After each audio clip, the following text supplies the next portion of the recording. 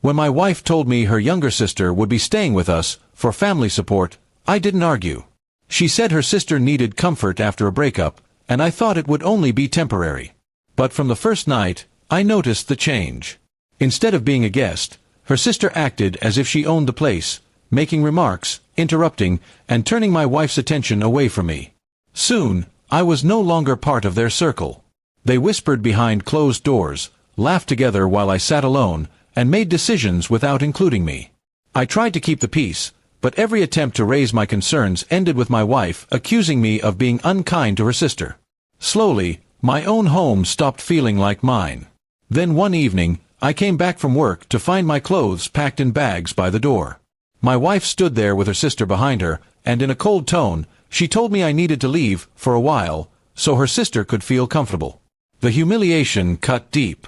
My wife had chosen her sister's comfort over her own husband's dignity.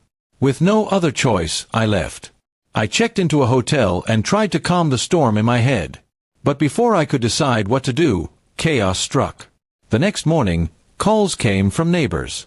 Strangers had been pounding on our door, shouting threats. When I rushed back, I found police cars outside, and my wife standing pale on the porch. Her sister was gone. It turned out her sister wasn't just escaping heartbreak, she was escaping debt. She owed money to dangerous people, and by sheltering her, my wife had brought those problems into our home. The very person she had defended so fiercely had abandoned her when things got ugly. For the first time, my wife saw the truth.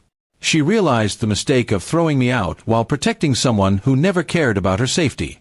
She tried to call her sister repeatedly, but the woman had vanished without a trace, leaving my wife to deal with the wreckage. That night, my wife called me, crying and begging me to come back. She admitted she had been blind and foolish, and that she needed me. I agreed to meet her, but I wasn't the same man who had left with packed bags. We sat in silence until she broke down and confessed how wrong she had been. She apologized for betraying my trust and said she wanted to rebuild our marriage. I listened, but my answer was firm. If you want this marriage to continue, it will be on my terms now. I laid down strict conditions. First, her sister would never step foot in our house again. Second, she would rebuild the trust she had broken by standing with me in every decision, no excuses, no secrets. And third, she would prove through her actions, not just her words, that I was her priority, not anyone else. She agreed, with tears in her eyes. For her, it was a moment of humility. For me, it was a test of whether I could ever trust her again.